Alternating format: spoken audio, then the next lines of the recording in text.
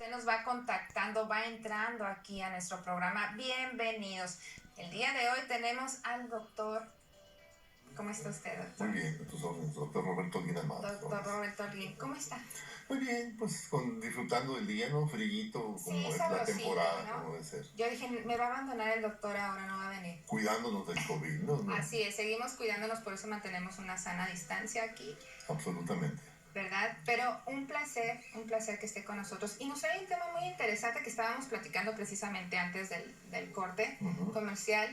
La diferencia entre la medicina científica y la tradicional. A ver, platíquenos un poquito. Sí, efectivamente, pues es un tema muy, muy interesante que está en la boca de todos, está en las casas de todos.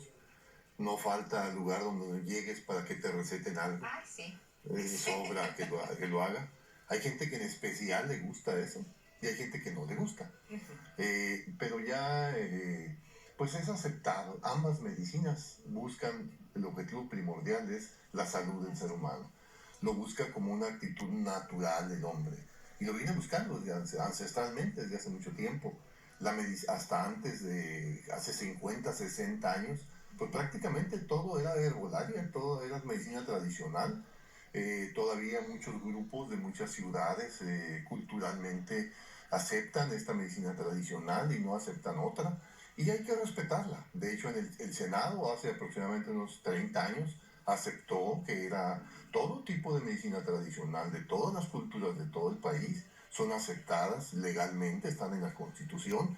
Si alguien desea que se le haga una limpia en un hospital oficial, tiene todo su derecho, se le debe de permitir, y así como tiene derecho a otro tipo de tratamiento, como hay alguien también que renuncia en un momento dado por cuestiones religiosas a la aplicación de sangre, algunas otras biológicos que no los aceptan, ¿no? Sí. Sin embargo, si nos ponemos a ver qué es lo que ha pasado con la humanidad en todo este tiempo, bueno, los diabéticos, por ejemplo, no vivían muchos años. Cuando no existían los controles científicos de los marcadores que ahora tenemos, los diabéticos sobrevivían muy poco tiempo a la enfermedad, sobre todo el diabético tipo 1. El diabético tipo 1 es aquel que se va a inyectar insulina porque requiere insulina. Estos diabéticos no sobrevivían 5 años a la enfermedad. Después de los años 20, cuando se utilizó la insulina por primera vez y se empezaron a desarrollar nuevas alternativas en cuanto a cómo la absorción, la distribución, la rapidez, la acción de las diferentes insulinas vino a cambiar totalmente el panorama, y entonces en diabetes esto se modificó.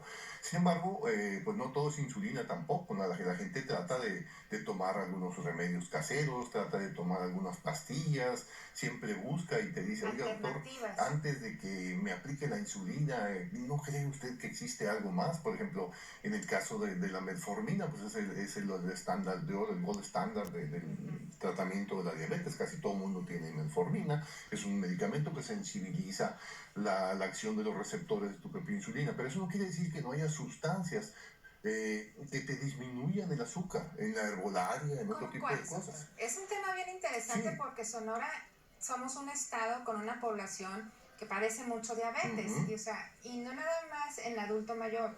Vemos casos de niños, jóvenes con diabetes. ¿Qué pueden hacer? Además de tomar la metformina, que es el medicamento que se les da, ¿qué otro tipo de medicamentos, alimentación o tratamientos pueden tomar? Bien. No te hablaría yo específicamente tal o cual té o tal o cual rama, porque entonces ya nos meteríamos en problemas. No nos vamos a ir específicamente por ningún medicamento. Pero sí te puedo decir que hay cosas que en un momento dado pueden bajar el azúcar. Pueden bajarlo fuertemente, mucho más fuerte que una pastilla, que la misma insulina. Pero eso no quiere decir que diabetes sea pura glucosa. Ese es el problema en diabetes. Diabetes no es azúcar en la sangre nada más. Diabetes es hipertensión, diabetes es problema cardíaco, diabetes es problema renal, diabetes es neuropatía diabética, diabetes es pie diabético. De ahí se desencadena. Y de ahí precisamente, el control, por ejemplo, tú usas un medicamento muy potente, como digamos una sulfonilurea, como la glibenclamida, que te pega un bajón de glucosa, tú gente muy bien portada que apenas se acaba de detectar o debutar como diabético, le mandan glibenclamida y le pega un bajón tremendo que no quiere volver a saber nada de medicamentos. O también le dan algún el guareque, la chipiona, la miona, tantas cosas que hay, ¿no? Yo he escuchado hasta, bueno, excremento de lieve, asada, y bueno, tantas cosas que existen. Hay que respetar esa medicina porque es medicina tradicional. Pero si ese medicamento te baja la glucosa de más, como también la glibenclamida, te puede producir más daños que beneficios. Entonces, ahí está la diferencia entre lo científico y lo tradicional. Tú tienes ciertos marcadores, ciertos controles. Por ejemplo, ¿cómo está la hemoglobina glucosilada? En personas de más de 70 años, la hemoglobina glucosilada debe estar entre 7.5 y 8. Pero en una persona de 40 o 35 años debe estar en 6 o 5.5. Entonces, si yo bajo la hemoglobina glucosilada de más y es una persona adulta grande, entonces nosotros lo vamos a traer hipoglucémico con el riesgo de caerse, de quebrarse un hueso o de lastimarse el cerebro o producir un problema mental, emocional, daño cerebral por la hipoglucemia. Entonces, de ahí precisamente que los medicamentos de la medicina científica llevan más control, podemos dosificarlos.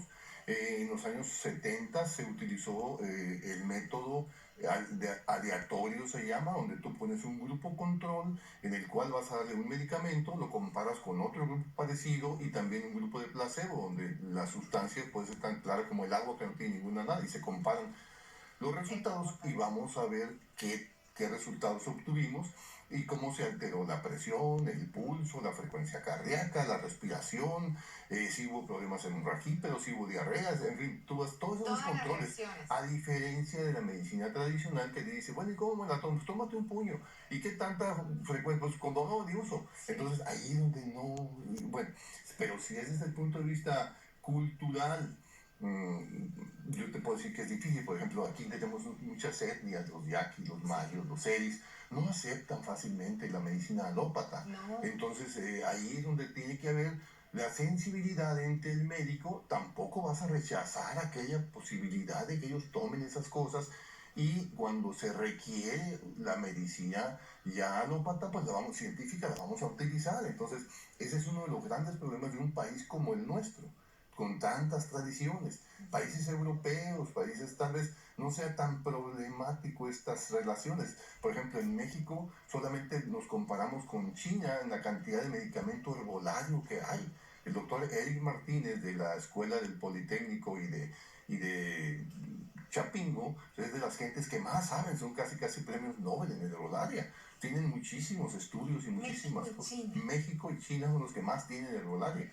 Por ejemplo, China tiene aproximadamente 3.000 ramas para médicamente utilizarlas. México tiene 2.500, Brasil tiene 2.000 y ahí nos podemos ir. Por ejemplo, recientemente, ¿cómo nació todo esto? ¿Por qué lo traigo a colación? Bueno, porque hay muchos medicamentos que tenemos de patente, pero hay muchas enfermedades que no podemos curar, que no son totalmente curables. Por ejemplo, el Alzheimer, el Parkinson, todo este tipo de cosas, y tenemos alternativas como la cannabis, que es un derivado del cannabidol, el tetrahidrocannabinol.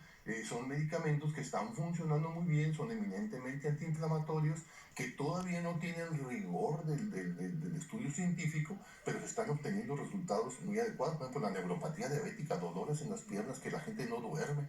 Sí. Tú les das el CB de cannabidol y funciona de maravilla. Y así te puedo ir mencionando el té de hoja de guayaba, por ejemplo, para gente de diarrea, baja también el azúcar, proporciona ciertos... Entonces, es una cosa de ser... tiene que ser mediar entre esto, ¿no? Un equilibrio adecuado. No podemos cegarnos ante una realidad que todos los medicamentos, o la mayor parte, vienen de ramas, de piedras, de tierra, de animales. De ahí vienen todos los medicamentos. Es la original. Y que lo estemos estudiando no quiere decir que vamos a despreciar aquello por ningún motivo. Pero sí tenemos que ser un poquito abiertos cuando ya la medicina no está funcionando, pues ver las alternativas que tengamos. Tiene mucho que ver lo emocional, tú mejor que nadie lo sabes, en la curación de algunas enfermedades, por qué remite una enfermedad. Muchas veces empiezan a tomar un agua determinada y remite el cáncer o remite cómo sucedió eso. Bueno, la mente también es poderosísima. No, el trabajo mental es fundamental también para cualquier tipo de enfermedad.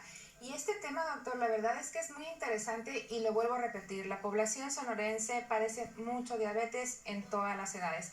Muchísimas gracias, doctor, por este gran tema. ¿En dónde lo pueden contactar nuestro Sí, en el 662-310-9939 y en Facebook como doctor Roberto Guinalmada. Estamos a sus órdenes. Perfecto, muchísimas gracias, doctor, por acompañarnos este día. Y vamos con una reflexión del padre Juanjo.